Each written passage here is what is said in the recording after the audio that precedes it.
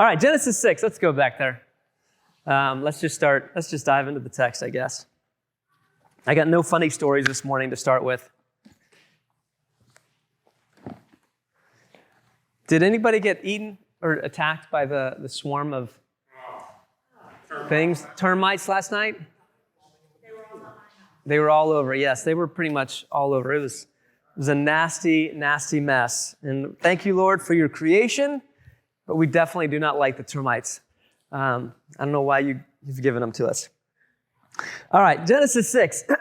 We talked about Noah last week, right? We talked about the story. We talked about the building of the ark. We talked about being drunk. We talked about a lot of different aspects of it. Today, we're going to go back through the text and look at some of the things that are not the spotlight issues, but are the things that are subtle in the text that are extremely important that sometimes we miss in the translation. So we're going to look at a couple words here. I'm going to go a couple of things. So Genesis 6, verses 1 through 5. If somebody can read the first 5 verses for me.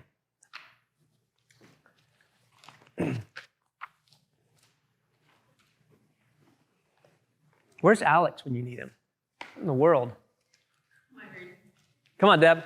The human beings began to increase in number on the earth, and daughters were born to them. The sons of God saw that the daughters of humans were beautiful, and they married any of them they chose. Then the Lord said, "My spirit will not contend with humans forever, for they are mortal. Their days will be 120 years." The Nephilim were on the earth in those days, and also afterward, when the sons of God went to the daughters of humans and had children by them. They were the heroes of old, men of renown. The Lord saw how great the wickedness of the human race had become on the earth, and that every inclination of the thoughts of the human heart was only evil all the time. Excellent. Okay, so what stands out in that text? Obviously the Nephilim. Okay, the Nephilim. What are the Nephilim? Giants, men of renown. You know what everybody agrees on? No idea. Nobody knows. I've searched high and low, many different commentaries over the years, many different studies trying to figure this out. Like, nobody knows exactly what the men of renown or the Nephilim or, above that were, what does it say? The sons of Elohim, saw the daughters of men. Like, nobody really knows what that means. Sometimes people say it's more mythology. It's what people would have understood coming out of Egypt. It was some of the mythology that was in their past. They might have understood that. But everybody agrees, we have no idea what this means, right? What? Well, the book of Enoch was written about 1,500 years later. So that's hard to explain that one.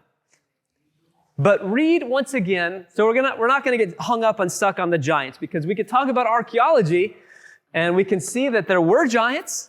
We can see that there were little people. It's like Lord of the Rings, It's like there really was these different types of humanoid people. But let's stick with the text. Let's stick with what is the text actually trying to say to us? And so 6:5, read that again, please, Deb. It says, "The Lord saw how great the wickedness of the human race had become on the earth, and that every inclination of the thoughts of the human heart were only evil all the time." Okay, so inclination. Does anybody else have a different translation for 6:5 that says it's not inclination? Intentions. Interesting, okay? Anybody else? What? Imagination. Excellent, okay? Anybody else have a different translation? Intentions, imaginations, inclination. If you have a pencil in your Bible, or maybe write this down somewhere, the word for inclination there is the Hebrew word Yetzer. I might pull this out. Oh, there it is. It's Yetzer, right? Now, Yetzer, this is the very first time that we've seen this word in the Bible. Not until Genesis chapter 6 do we see the word Yetzer, which is translated inclination, imagination, mind. The other way that I've talked about it is it's what's in you. It's the passion that's in you.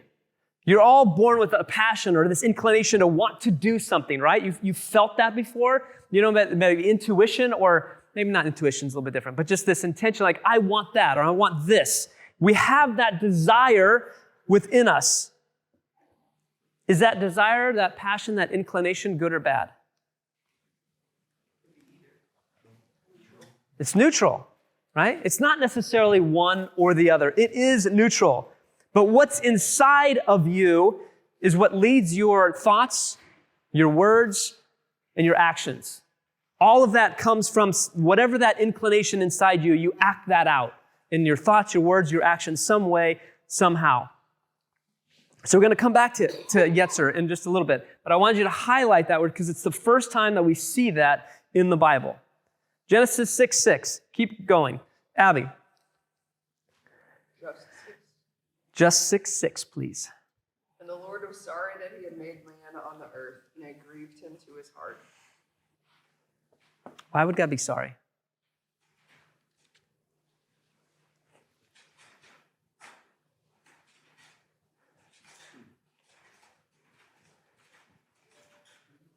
Because they had grown away from him. They had their inclination did not include him. Okay. Excellent. What else? They started taking things for granted. Ooh, they started taking things for granted. Okay, good. What else? This one says he regretted. When you regret something, it almost feels like you made a mistake. Ooh, even better. That's a good word. Yeah, regret. Sorry to regret. You made a mistake. What mistake did he make? Does God make mistakes? That's an interesting one, huh? Yeah, is it his fault that they Ah. were acting in an evil manner? Because what did it say just before that we said, or later on in the text? It says they were what? They were violent and they were corrupt. You know, God was so sorry that maybe regretful that he created these people. I have a question. Yeah. When did he know that they were going to do that? Ah, interesting. Hang on. We're going to come to that in just a minute. That's a great one. Good question. Why would God regret? What were you? Sometimes we forget. Well, hang on a second. I'm going to skip through some of this. So when I looked at this question, there's so many questions that people have that struggle with God. And one of the questions that I get regularly, and you've probably heard this yourself, that people who struggle with believing in God ask the same question. You know what it is? It would come right from here. What is it? Why do bad things happen to good people? Have you ever heard that before? I mean, that is like the unanswerable question. And people that struggle with believing in God, they always say that. Why do good things happen, or why do bad things happen to good people? But another part, to go to Brandy's question, that as we look at the verse, why would God be sorry if he's omniscient? What's omniscient? All-knowing, right? He knows everything. So why would he be sorry if he knows that this was going to happen? That was a good question. If he already knew that this was, why would he regret this? And I've looked at this for many years, and I've wondered the question, if we look at the whole of the text, God knows the hearts of man, doesn't he? I mean, I've said that there's multiple passages where it says that, you know, he knew David's heart. He knows your heart. He knows the heart of man. But you were created with something that the rest of creation was not necessarily created with. What is that? Free, that up there too? I thought you were reading that. I was like, did I have that up there? Free will, free choice. You have the choice to make the decision. And here's where I think I struggle with this, and I know some people struggle with this, but I've come to start to believe this. I don't know if God knows what choice you're going to make. He allows that up to you. He knows your heart. He knows if you're good. He knows if you're evil. But there's always that hope that you will make the right choice. And because the people that were first created did not make a good choice, the right choice, what happened? They became corrupt. They became violent. And God regretted that he'd created these people. It also shows something in God's character here as well. it shows that God has emotion. Is that odd? Because sometimes we think of God without emotion, right? He's just God. Right? He's outside of the things that he doesn't experience the things that we experience. But you were created with emotion. You were created in the image of God. This is one of those things that connects us to God. God is a God of emotion. He was sad. He regretted that he did this. And as I looked at this, in our Western society, there's so much emphasis in so many of the leadership books that I've read that talk about what when it comes to emotion? Don't let your emotions control you, right? I've never read a book that says, lead with your emotions, right? Nobody says that because it's our emotions that, as we go to Proverbs, that do what? Our emotions get us in trouble. And in several passages that I didn't put up here, our emotions lie to us sometimes. You know, it's like that old song, who was it? It was the rock band from the 80s that, listen to your heart. It was the band Heart, right? Listen to your heart for what? Yeah, that's the band Heart. But the song was Listen to Your Heart, right? And it was all this love ballad about listening to your heart and going back to your heart. And no, because how many times have you listened to your heart and that was the wrong person I should have dated? That was dumb. Logically, I knew this was the person I should never have dated, but I listened to my heart and it got me in trouble. That's why Solomon says, a fool has no delight. He who trusts in his own heart is a fool, right? You can't always listen to your heart. So what do we do with these emotions? What do we do? How do we understand, what to do with our emotions? Because we are emotional beings. That's just how we are. Every one of us, every one of you in here is wired emotionally. And here's how you make every decision too. This is what I learned scientifically. Every decision you make is also emotional. It's not logical. We back up our emotional decisions with logic, but it's the part of the brain that deals with emotions that says, yes, I want that, do it. And then we justify it with with logic. So what do we do with these emotions? If you haven't figured out yet, the Bible is full of dichotomies. It's got one thing telling us one thing telling us another, and they come in conflict on a regular basis. But God is a God of emotion. Let's keep going. 6, 7. Kristen, I know you have a bad voice. Well, I want to save her voice. No. She said she was sick. You have a terrible reading voice. Don't read. No. I'm trying to save her voice. See, there she was. She was coughing. Danny, good. 6, 7. So the Lord said, I will destroy man whom I have created from the face of the earth, with man and beast, creeping thing and birds of the air, for I am sorry that I have made them. Okay, so first he's sorry, so he's regretful. So it's what kind of emotion is this? Is he just a whiny baby? I'm just going to get rid of all these people. They're done with them. Right. What did the animals do? There's nothing wrong, right? So it comes across, if you're just reading it from somebody who doesn't necessarily believe God, right? You're like, see, this is God. He's just this terrible being. How could you believe in such a God? He's got this regretful emotions, then he just acts like a child. Why is he doing this? But we got to look deeper at the text. We have to look deeper, big picture-wise as well as just understanding logically what happens with somebody who has cancer. What do you do? What does the doctor do?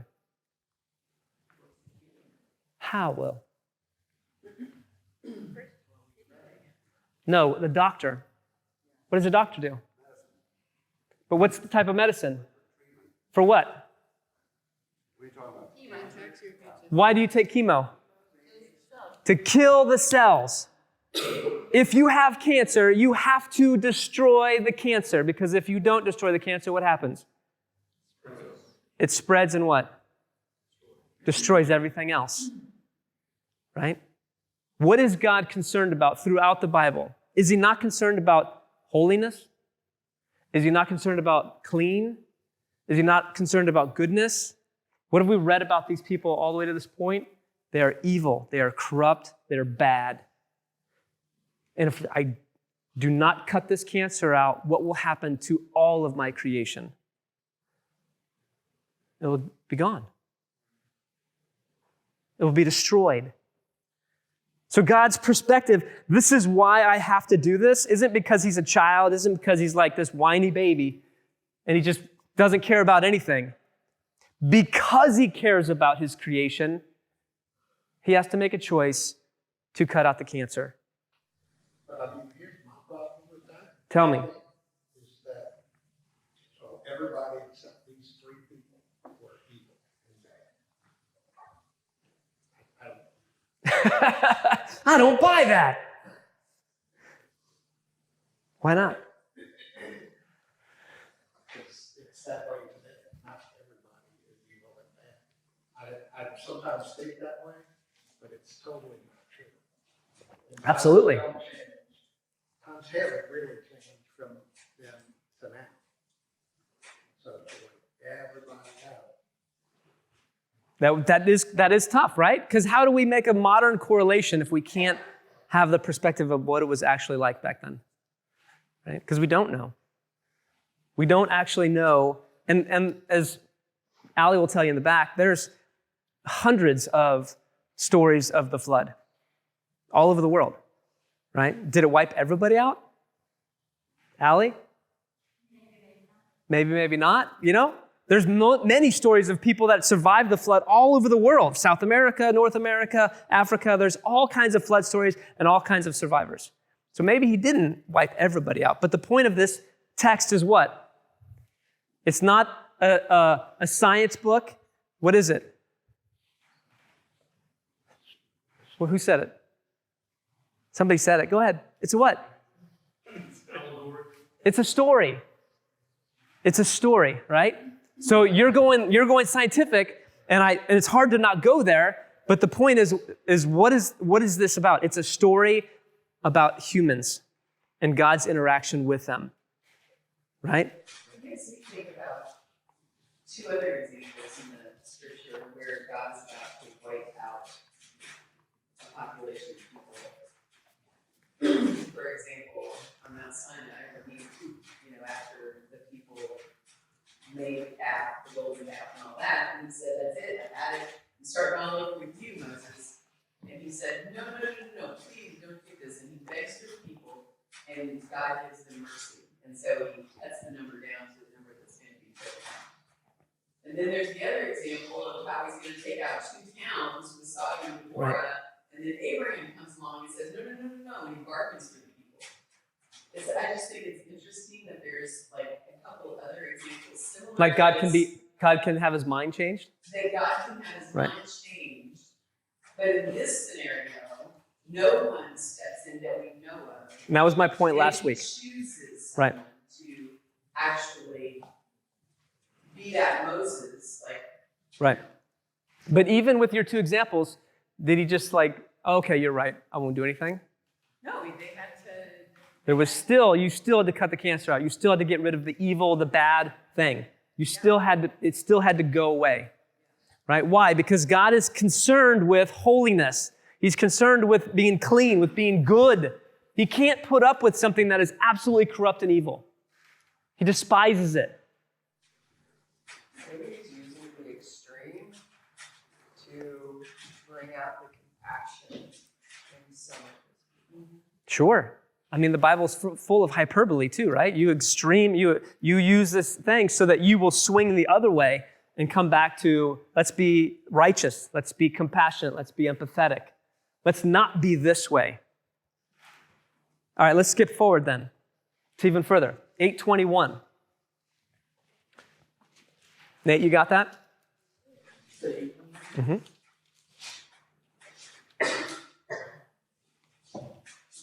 The Lord smelled the pleasing aroma and said in his heart, never again will I curse the ground because of human, even though every inclination of the human heart is evil from childhood.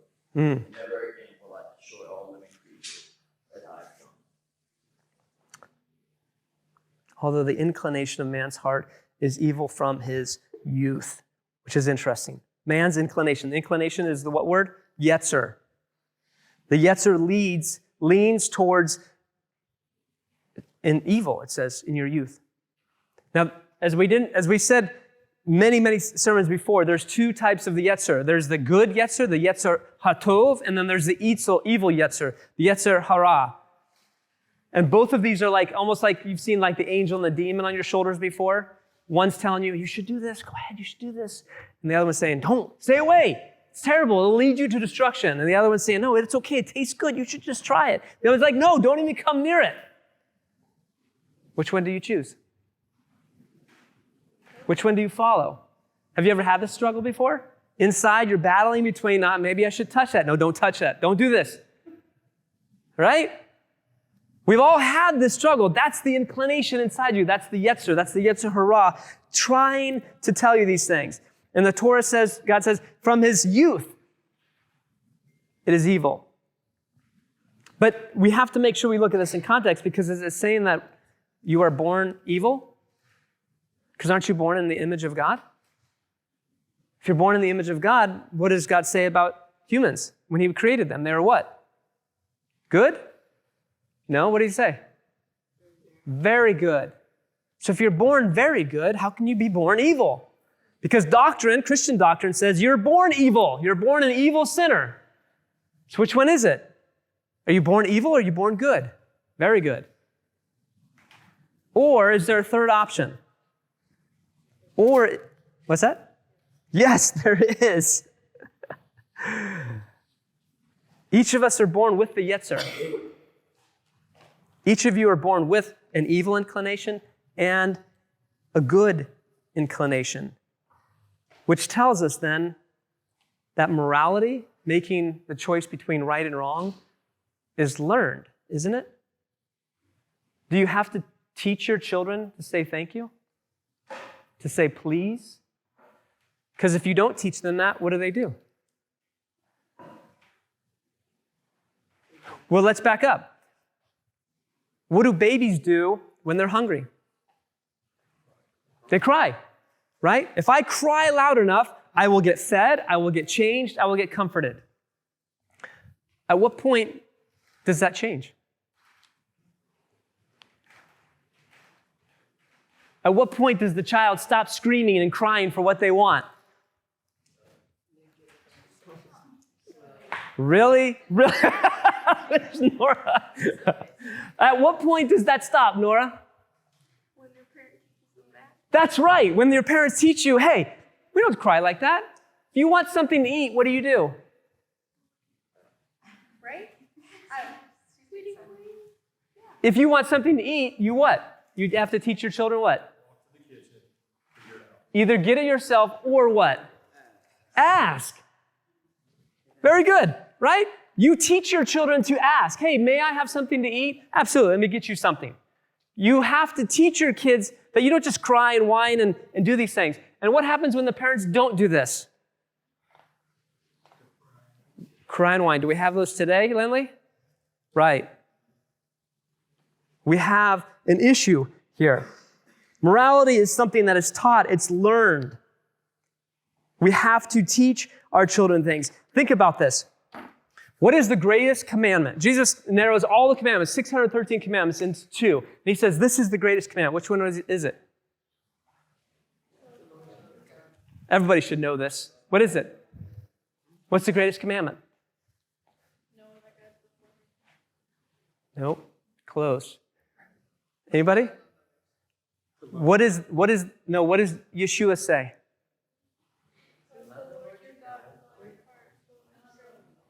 Okay. So where does he get that from? No. That's the second one. Love your neighbor as yourself. What is it? Deuteronomy 6:4. Right? Okay, so let's go there. This is really important. Go there. John, Deuteronomy 6:4.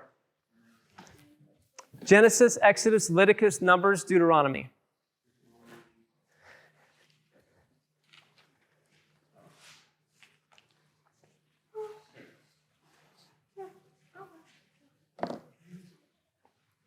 Six, 4.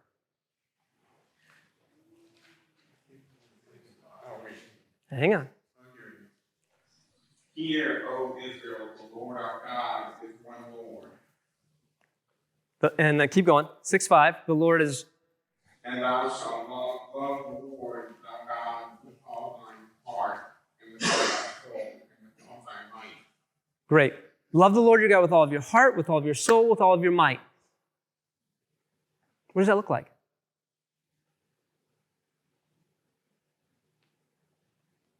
Because here's the thing about Hebrew. It's concrete, right? It's not abstract. Oh, I'm going to think about how to love God with all of my heart, soul, and mind. No. Hebrew is very concrete. It's very action-based. So if we stop there, what is the greatest commandment? Love the Lord God with all your heart, soul, and mind, and strength. Okay, great. That's the greatest commandment. What does that mean? Read the next verse. And these words which I command thee this day shall be in thine heart. Great. So here's what he says. Love the Lord your God with all your heart, soul, and mind. Here's the first way to do that. Take these words and put them where? You said it. In your heart. Take these words and put them in your heart. So there's something about studying what these words say. There's something about these words that are so important that if I'm to love God, I'm supposed to consume them and put them inside of me. Is that concrete?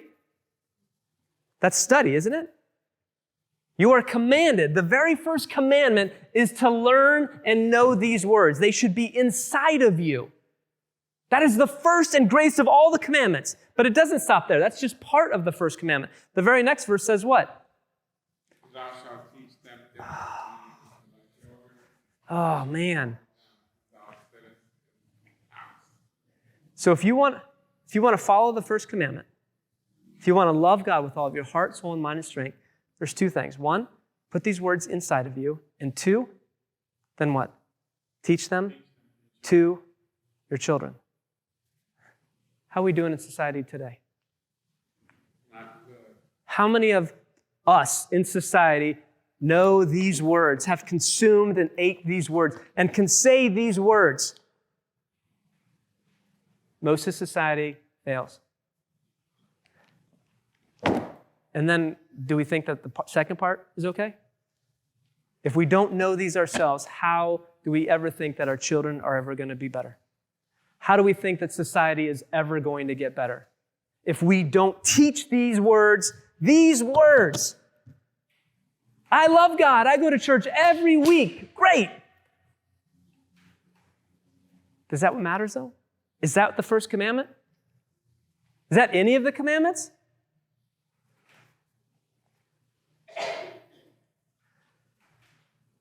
Matthew 15. Matthew 15. Everybody go there.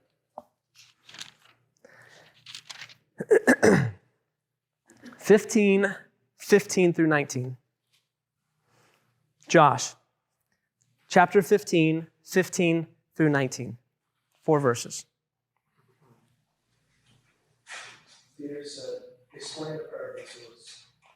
Are you still so dull? Jesus asked them. Okay, wait. That's great. So Jesus is in this confrontation with the Pharisees, right? And he tells a parable to them. And then after the parable and after the discussion, they get pulled aside. And Peter says, what? Hey, teach us what you're saying here. And what does Jesus say? Are you so dull? What is that? Is that emotion? What kind of emotion is that? Frustration? Disappointment? Come on, man. Have you not been listening to me? The frustration that is coming from Jesus right here at this moment. Yeshua's like, Peter, are you still dull? Like, insult him. That's kind of an insult, isn't it? Are you still so ignorant? You don't get this yet? That's harsh. Keep going. Don't you see that whatever enters the mouth goes into the stomach and then out of the body? But the things that come out of a person's mouth come from the heart, and these defile them. For out of the heart are evil thoughts, murder, adultery, sexual immorality, theft, false testimony, slander. Out of where?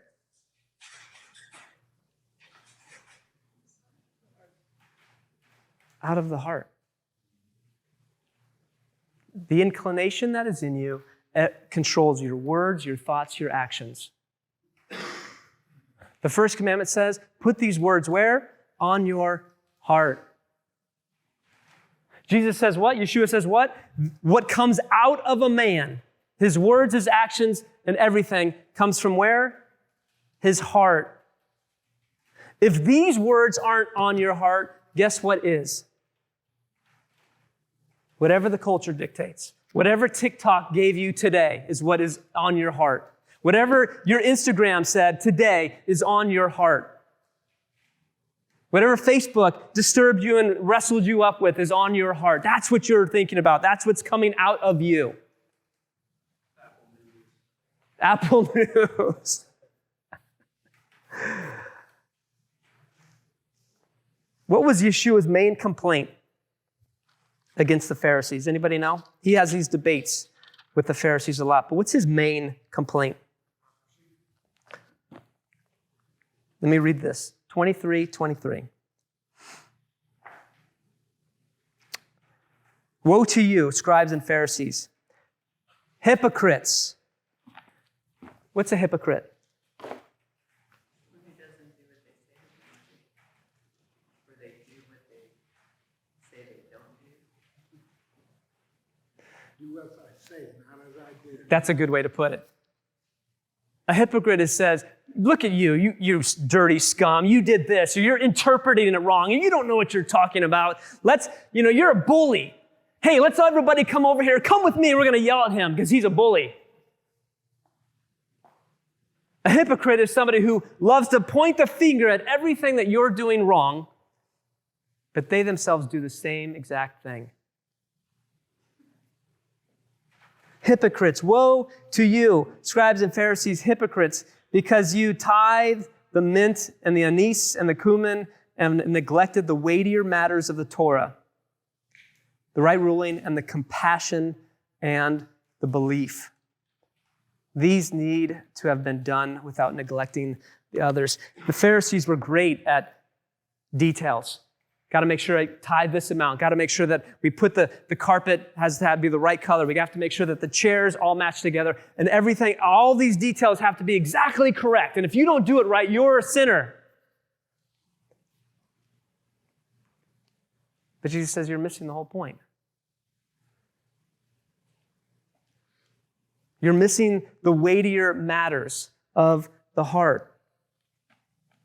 The weightier matters of the Torah, the right ruling and the compassion and the belief. How is your heart?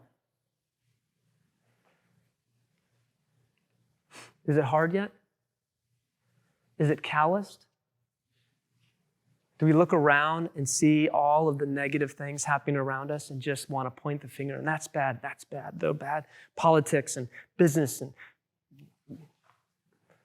port, whatever you want to blame, like all these things are bad, and we just see bad. And as our heart continues to see only bad, we just callous after callous after callous until we have no compassion for anybody or anything. I'm going to back up to Matthew 14. Matthew 14, Jesus is just performed a miracle, and his disciples are heading back across the lake, and there is a storm in the lake, and the disciples are in the boat, and they're rowing, and they can't seem to get anywhere. And if you're in the middle of this lake, which you don't want to be caught in the middle of this lake in a storm because many people die. And so here his disciples are trying to get back to their home, but they're rowing and rowing. They just can't seem to get anywhere. And I don't know, have you ever been in a position where you're afraid of what's about to happen next? You're in fear that if we don't get across, we will die. If this doesn't happen, horrible things are going to happen. If you know that emotion and you know that feeling, this is where they are. They are in absolute panic mode. And then somebody sees something walking towards them. And one of them yells out, what?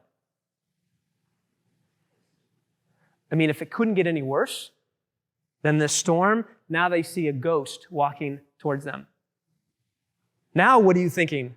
Now you're just like absolute panic mode. We are all dead. We see a living ghost that's walking towards us, and it's who? Another miracle that had just happened.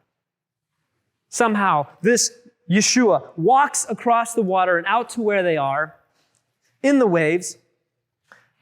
And Peter says something strange. 27 through 31. Immediately, Yeshua spoke to them, saying, "Take courage, it is I. Do not be afraid." And Kepha, Peter, answered him and said, "Master, if it is you, command me to come to you on the water." And he said, "Come." And when Peter had come down out of the boat, he walked on the water to Yeshua. But when he saw that the wind was strong, he was afraid. In beginning to sink, he cried out, saying, "Master, save me."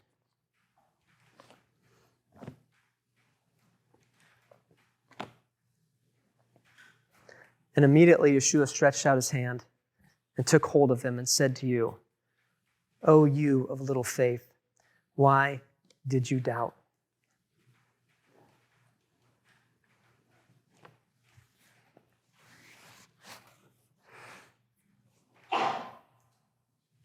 How many of us struggle with doubt?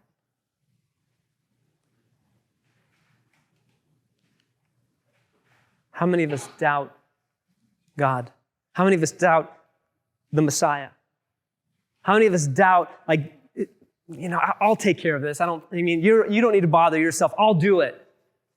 Or doubt, why are these things happening? Why do I feel this way? Why can't, if I just had control, I would do it this way. How many of us struggle in our heart because we want control? And the more control we want, the thicker our heart gets.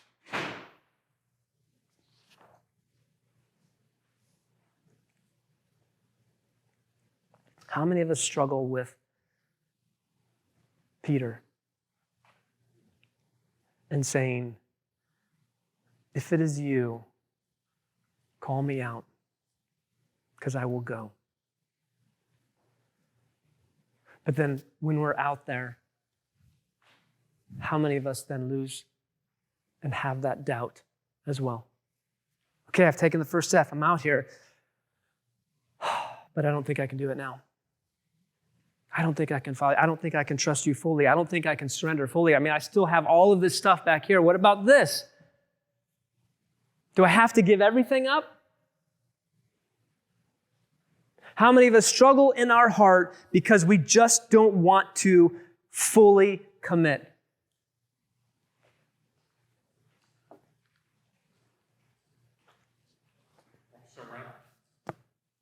How many of us doubt because we can't fully surrender?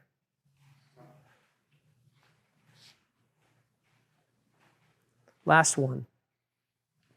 You know this one. When the disciples come to Jesus, when they come to Yeshua and they say, "Teach us to pray," didn't they know how to pray? Of course they knew how to pray.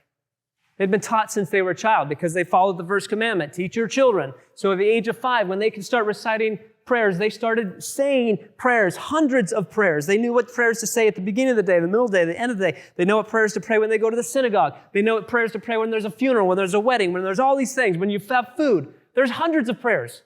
They knew them all. So when they ask Yeshua, "Teach us to pray," what are they asking him? Yeshua, you perform miracles. Yeshua, you have this relationship with God that it seems to be beyond anything we've experienced before. We want that. I want to experience what you experience when you pray. I want to feel what you feel when you pray. Because we say these prayers all the time. They're rote. How many of you can say, "Our Father"? Anybody? Can you all say the Our Father? How many of you cry when you say it? Why not?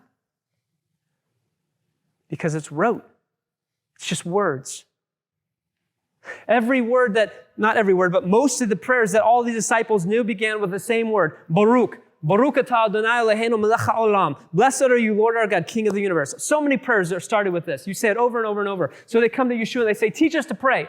And what does he say? the first word that he says? Abba.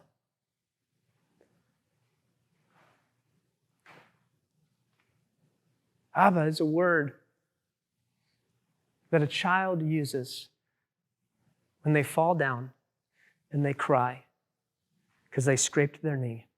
And you look up to your father and you say what as a child? Daddy. Daddy. Abba is a word of absolute love and respect and vulnerability. Abba is a word of, I am open completely to you. You know everything about me, Abba. You know everything about me, Dad. Everything, my faults, my fears, my vulnerabilities, every single thing about me, you know. Abba is his first word.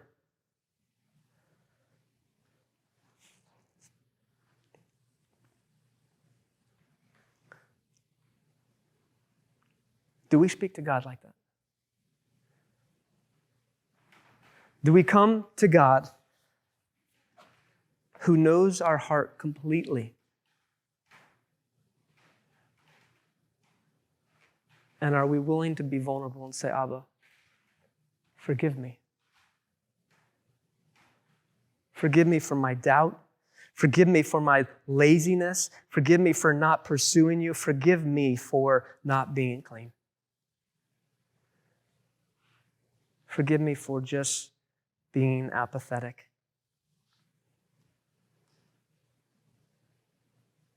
I wish for your will to be done in my life. And I truly mean that. Dad, forgive me.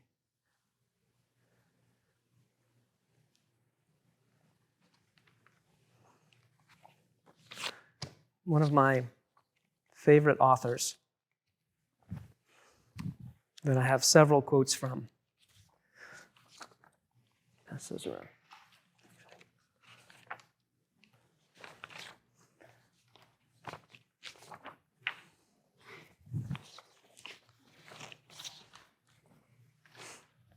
Is there three? Is there three? That's three. I'm going to ask the band to come up. Kristen's going to strum while you read this, maybe once, maybe twice. But I want you to read through this on your own. And as she's strumming, I want you to, if you need to read it twice, read it twice. But I want you to let these words sink in before we sing this last song.